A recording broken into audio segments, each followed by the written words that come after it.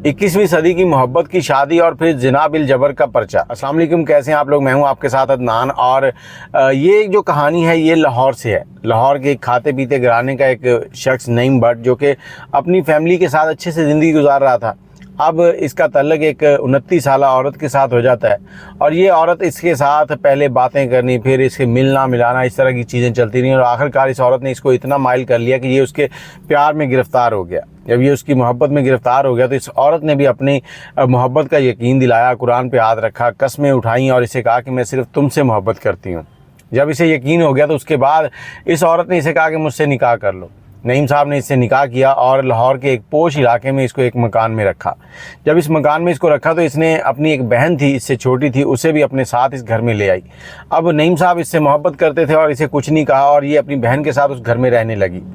और उसके बाद ये लोग हनीमून के लिए निकले, मुख्तलिफ ममालिक के टूर किए। 7 महीने के अंदर ये, इसकी साली और इसकी बेगम, इन तीनों लोगों ने मुख्तलिफ ममालिक के टूर किए, सैर सपाटा किया और उसके बाद 7 माह गुजर के वापस घर आए। और उसके बाद नईम साहब को पता चला कि जो इनकी साली है उसका किसी मर्द के साथ चक्कर है और वो मर्द सारी सारी रात इनके घर में आकर रुकता है। इनकी साली जो है उसको माँ बाप की तरफ से रोक टोक थी, जबकि बहन जो है उससे मोहब्बत करती थी और उसे रियायतें देती थी। वो अपने आशिक के साथ इन्हीं के घर में मिलती थी, जो कि भट्ट साहब को मंजूर नहीं था। अब ये भट्ट साहब जो हैं इस चीज़ को देखते हुए घर पे पाबंदी लगाने लगे। जब ये पाबंदियाँ इन दोनों औरतों को समझ ना आई, इन्होंने इस चीज़ से बात ना आई, तो उसके बाद इन्होंने झगड़े शुरू कर दिए। और आहिस्ता आहिस्ता नईम भट्ट साहब को पता चला कि इस औरत के जिससे इन्होंने शादी की है, इनकी शादी से पहले भी बहुत से लोगों के साथ तल्लकात थे और उन्हीं तल्लकात की बिना पर इन्होंने बहुत से लोगों को फंसाया और उसके बाद उनसे पैसा बटोरा और उनको अदालत कचहरियों के चक्कर लगवाए। अब नईम साहब का जो पाला था ना, एक खूबसूरत बला से पड़ चुका था। नईम साहब परेशान थे कि अब क्या करें। आखिरकार नईम साहब ने तंग आकर इनको अपने घर से निकाल दिया और ये दोनों बहनें पहले तो अपने माँ बाप के घर चली गईं और घर जाने के बाद कुछ दिन गुजरे और फिर ये रेस कोर्स थाना जो है वहाँ जाकर इन्होंने FIR दर्ज करवाई और नईम साहब के ऊपर जिना बिल जबर का पर्चा हो गया। अब नईम साहब परेशान हैं, जबकि उनके पास पूरे सबूत हैं, कैसे ये टूर पर गए, हनीमून पर गए, निकाह हुआ, हर चीज़ अवेलेबल है, लेकिन फिर भी FIR हो चुकी है और इस FIR को झूठा साबित करने के लिए हर रोज़ कचहरियों के चक्कर काटने पड़ेंगे।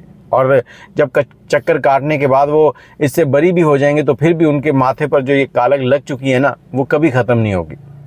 आज मैं नौजवानों को ये नसीहत करना चाहूँगा कि मुसीबत ऐसे ही नहीं आ जाती, हम लोग खुद उसको अपनी तरफ लेके आते हैं।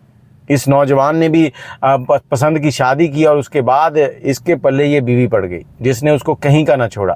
तो आप लोग ये फ़ोन की दोस्तियां और इस तरह के जो मेल जोल हैं इनसे दूर रहा करें और कोशिश करें अपनी और अपने वालिदैन की इज़्ज़त करें। घर वाले जहां आपको जाने का कहें वहां जाएं, जहां से आपको रोकें वहां से रुक जाएं। ये आपके लिए भी अच्छा है, आपकी आने वाली ज़िंदगी में आपके लिए बहुत ही फ़ायदेमंद है, क्योंकि वालिदैन ने ज़िंदगी गुजारी होती है, उनका तजर्बा बहुत होता है।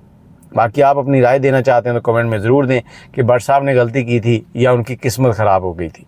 दुआओं में याद रखिएगा। अगर आप भी कोई कहानी हमसे शेयर करना चाहते हैं तो नंबर है 0300252069। अल्लाह हाफिज़।